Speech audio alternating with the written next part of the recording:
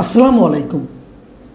প্রিয় দর্শক, আমি একটা বিষয় খুব সকৌতুকে লক্ষ্য করছি যে কাজটা নেপাল পারল সে কাজটা আমরা কেন পারলাম না।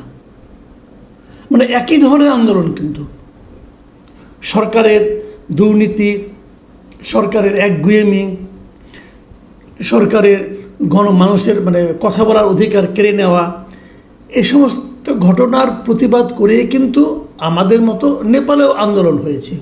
সেখানেও আন্দোলনের নেতৃত্ব দিয়েছেন জেনজি, যাকে বলা হয়, ইয়াং জনগোষ্ঠী, যাদের জন্ম আপনার 96 সালের পরের থেকে যাদের জন্ম, যাদের বয়স এখন 25-26 এরকম, এরা এই আন্দোলনে কিন্তু নেতৃত্ব দিয়েছেন, তারাই আন্দোলন করেছেন এবং সরকারকে ফেলে দিতে পেরেছেন।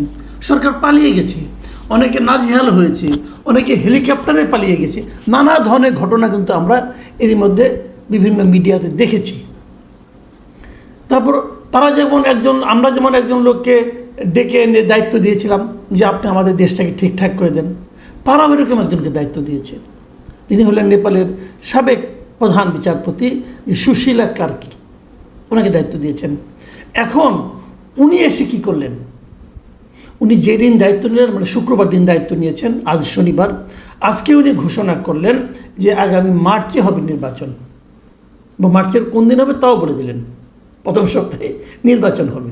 তার মানে উনি দায়িত্ব নেওয়ার পর প্রথম যে কাজটা করলেন, উনি কিন্তু এখনও টোটাল ওনার যে ক্যাবিনেট তাও সাজাননি। বলেছেন যে 3-4জনের মতো লোক রাখবেন, কাদের রাখবেন তাও সেটাও ঘোষণা করেননি, কিন্তু উনি কিন্তু ঘোষণা করে দিয়েছেন যে মার্চে নির্বাচন হবে।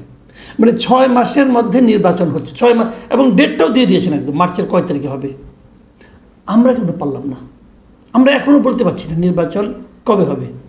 এখনও আমাদের দেশের মানুষের মধ্যে অনিশ্চয়তা, নির্বাচন কবে হবে। বাস্তবতা তো একই ছিল, সব একইভাবে। কিন্তু তো এখন প্রশ্ন হলো আমরা কেন পারলাম না। এই জায়গাটাতেই আমি একটু আলোচনা করতে চাই। মূল পার্থক্যটা কোথায়? দেখেন, ওনাদেরও আন্দোলন করেছে ইয়াং জেনারেশন, তার সঙ্গে দেশের মানুষ যুক্ত হয়েছে। আমাদের এখানেও আন্দোলনের শুরুতে ইয়াং জেনারেশনটাই ছিল, কিন্তু তার সঙ্গে পুরো দেশের মানুষ যুক্ত হয়েছে, এটুকু মিল। কিন্তু মিল নেই কোথায়? মিল নেই হলো এই জায়গাটাতে ওনাদের যিনি প্রধান নির্বাহী, যিনি সরকার প্রধান হয়েছেন, যে প্রধান বিচারপতি, উনি বলেননি যে এই তরুণরাই তার এমপ্লয়ার। বরং আমরা ছবি দেখেছি, তরুণরা যে তার পায়ে ধরে সালাম করছে যে আপনি আমাদের দায়িত্বটা নেন।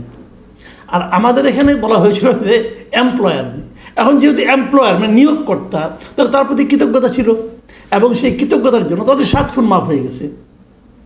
তারা এসে যারা নাকি একটা নর্মাল চাকরি বাকরির জন্য ধর্ণা দিচ্ছিল, একটা বিসিএসের চাকরির জন্য আন্দোলন করছিল, যে কোটার জন্য আন্দোলন, যারা চাকরি পাচ্ছে না তাদেরকে এনে আপনি মন্ত্রী বানিয়ে দিয়েছেন।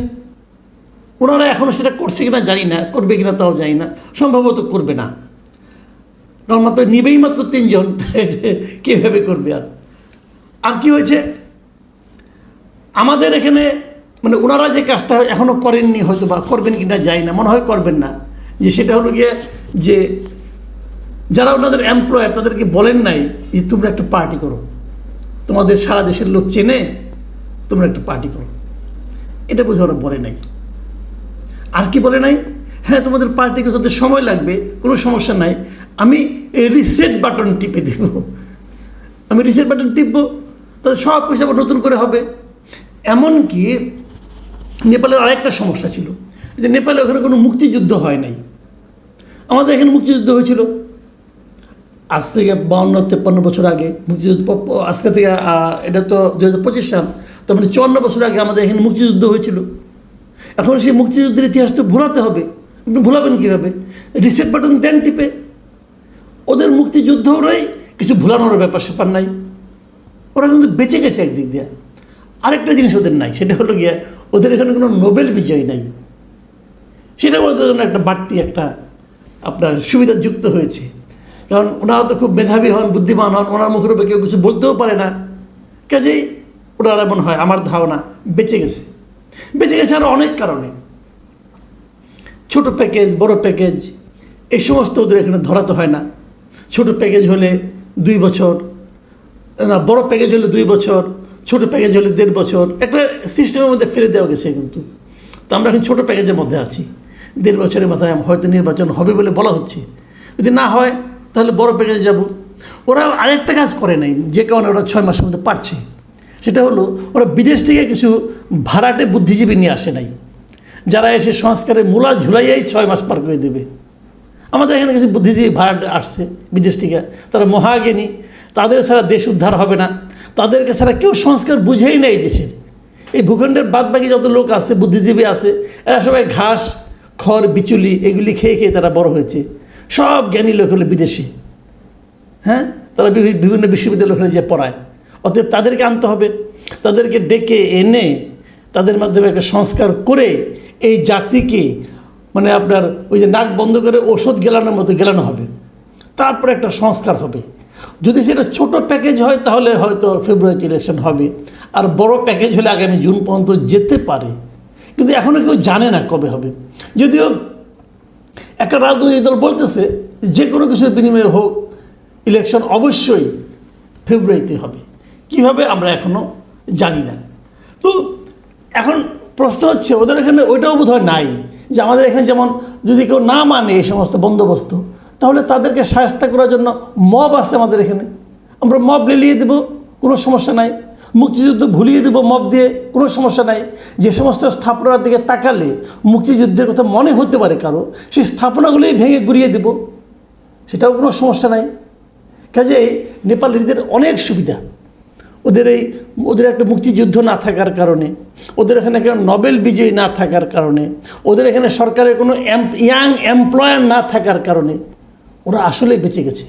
এবং সেই জন্য তারা 6 মাসের মধ্যে একটা নির্বাচন পেতে যাচ্ছে। আমার মাঝে মাঝে নেপালিদের ঈর্ষা হয়।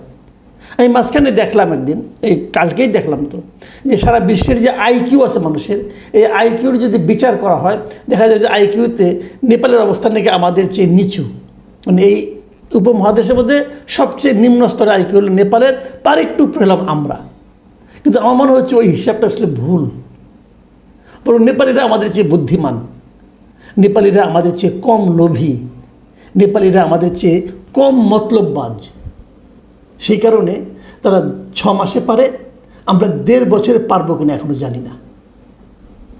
প্রিয় দর্শক, এখন এ পর্যন্তই। আল্লাহ হাফেজ।